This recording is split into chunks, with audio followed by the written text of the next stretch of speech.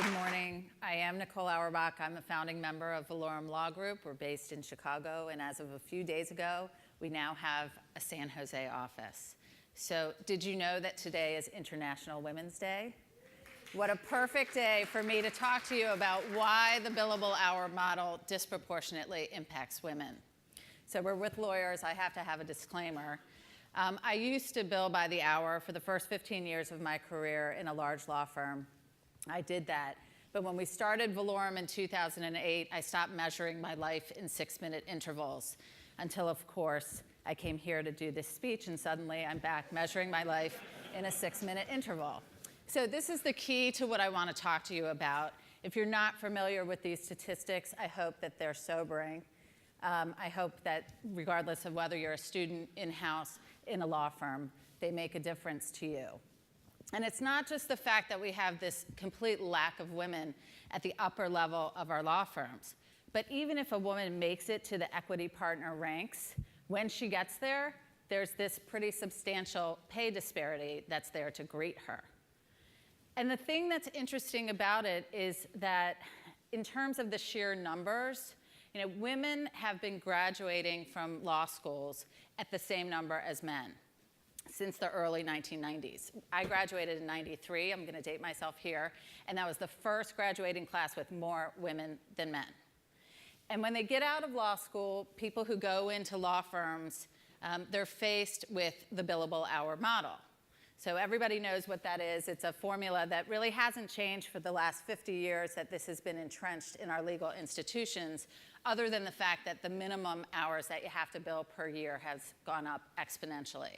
And the interesting thing is a lot of law firms are giving lip service these days to doing alternative fee arrangements, but the truth of the matter is that the billable hour model is still king today. So as a result, the number of hours that an attorney bills ends up making up a fair amount of the compensation structure.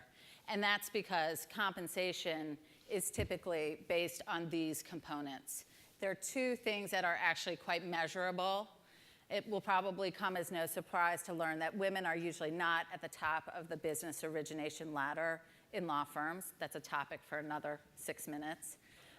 But as a result, their compensation is almost entirely made up of the hours that they bill. So we have 50% women coming into law firms for more than 20 years, and yet at the top we have this proverbial leak in the pipeline. And the real question is, why is that? So in the past, studies have focused on things like, is there inherent bias, an old boys network, or maybe are women opting out to stay home to raise children? And that latter one has been debunked. In my opinion, I think it's quite obvious what the culprit is, and no one has really focused on that. Consider that when people are asked what strengths women bring to the table in law firms, they typically point to these type of things. They're intangible, they're not easily measured, but they happen to be valuable things. Maintaining a key client relationship, that's huge in a law firm, but it's very difficult to measure. And then couple that with the fact that still today, thank you to all the men who have made strides in this regard, but still today, women maintain the majority of the family-related responsibilities. And that takes only one thing, it's a limited thing that women have, and that's additional time. So anybody who knows a working mother knows that the more that she juggles, the more cranky she gets, but also the more creative and the more efficient she gets. And ironically, those two qualities are two qualities that are not rewarded in the billable hour model. In fact, arguably, they're punished. And here's a case in point, a hypothetical. I have to write a brief, so does my colleague Bob. Mine takes 10 hours, I win.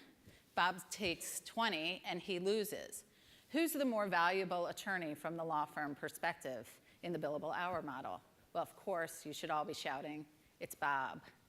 So if you're a woman and the majority of your compensation, if not all, comes from the hours that you bill, and you also have these additional family-related responsibilities that require nothing but additional time, and when you get better and faster and stronger, in the words of Kanye West, you're not rewarded What do you think that leaves you with?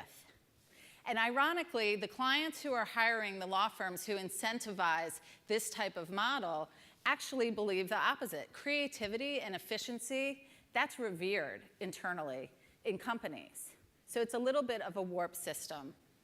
And what can we do to change that? Well, I'd argue that there's not going to be any substantial changes in those numbers until clients demand that their law firms use alternative fee arrangements, or until firms learn how to compensate and value, measure output or success, results, and not hours. So I could have done this speech in 12 minutes. I could have probably done it in 12 hours, actually. I did it in 6 minutes. I should be rewarded, I think. It's something. If you want to make some change, ladies and gentlemen, tick-tock, it's time to bash the clock. Thank you so much.